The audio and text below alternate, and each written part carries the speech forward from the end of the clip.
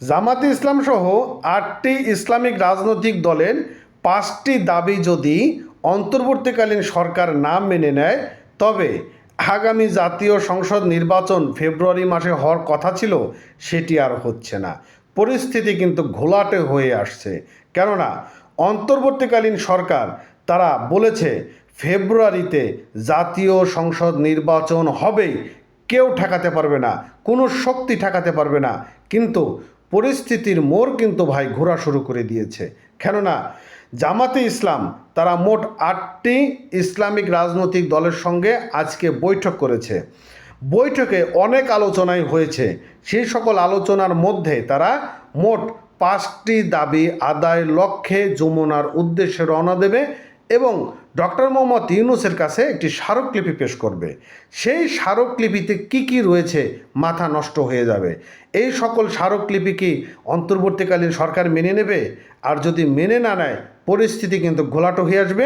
বিএনপির চোখে কিন্তু হতাশার ছাপ পড়ে যাবে, আর অন্তর্বর্তীকালীন সরকার বিপদে পড়ে যাবে। জামাতে ইসলাম এবং মোট ৮টি ইসলামিক রাজনৈতিক দল তারা ৬ই নভেম্বর তারা যমুনার উদ্দেশ্যে রওনা দিয়ে 5টি দাবির কথা বলবে। সেই সকল দাবিগুলোর মধ্যে গুরুত্বপূর্ণ দাবি হচ্ছে পেয়ার পদ্ধতি, সংখ্যানুপাতিক নির্বাচন দিতে হবে এবং হা না ভোটের ব্যবস্থা রাখতে হবে। পাশাপাশি জুলাই সনদ বাস্তবায়ন করতে হবে এবং জাতীয় পার্টিকে নিষিদ্ধর আওতায় আনতে হবে। এই কাজগুলো অন্তর্বর্তীকালীন সরকার কি করবে? আমার তো মনে হয় করবে না। আর বিএনপি তারা তো এখন বেশ আশায় রয়েছে, তাদের প্রার্থী যাচাই বাছাই শুরু হয়ে গিয়েছে, প্রার্থী ঘোষণাও দেওয়া শুরু হয়ে গিয়েছে।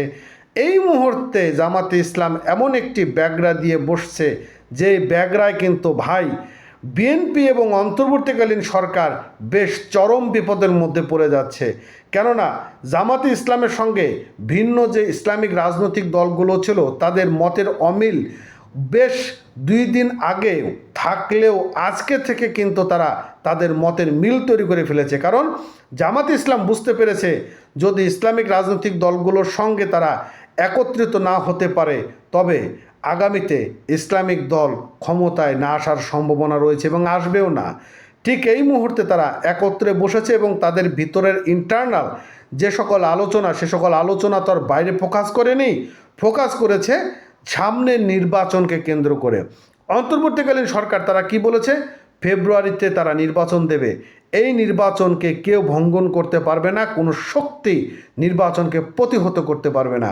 কিন্তু যদি জামাতে ইসলাম তারা নির্বাচনে অংশগ্রহণ না করে, তাদের দাবি না আদায় করার মাধ্যমে, জামাত ইসলামের যদি দাবির আদায় না করে, তবে তারা নির্বাচনে অংশগ্রহণ না করার সম্ভাবনা রয়েছে। আর যদি তারা নির্বাচনে অংশগ্রহণ না করে, তবে নির্বাচন প্রশ্নবিদ্ধ হবে এবং নির্বাচনই হবে না। তারা দাবিগুলোর মধ্যে সবথেকে যে গুরুত্বপূর্ণ দাবি হচ্ছে, সেটা হচ্ছে জাতীয় পার্টিকে নিষিদ্ধ করতে হবে। পারবে কি সরকার জাতীয় পার্টিকে নিষিদ্ধ করতে? পারবে না। এবং বিএনপির মতের বাইরে যে গঠনগুলো রয়েছে, পেয়ার পদ্ধতি, গণভোট এবং জুলাই সনদ বাস্তবায়ন, এই জিনিসগুলো অন্তর্বর্তীকালীন সরকার থাকা অবস্থায় করে যেতে পারবে না। কেন? বিএনপি বারবার বলতেছে, যে সকল বাস্তবায়নের কথা জামাত ইসলাম বলছে, এটি সংসদে বসে পাশ হবে। সংসদের বাইরে কোনো অন্তর্বর্তীকালীন সরকার এগুলো করার এখতিয়ার রাখে না। তার মানে পরিস্থিতির জল কিন্তু ঘোলা হওয়া শুরু করে দিয়েছে। ফেব্রুয়ারিতে নির্বাচন কিন্তু প্রশ্নবিদ্ধ তৈরি হয়ে যাচ্ছে। পরিস্থিতি ঘোলাট হয়ে আসছে। কি করবে বিএনপি আর কি করবে অন্তর্বর্তীকালীন সরকার? আর আওয়ামী লীগ তো মনে মনে হাসছে। ভালো থাকেন।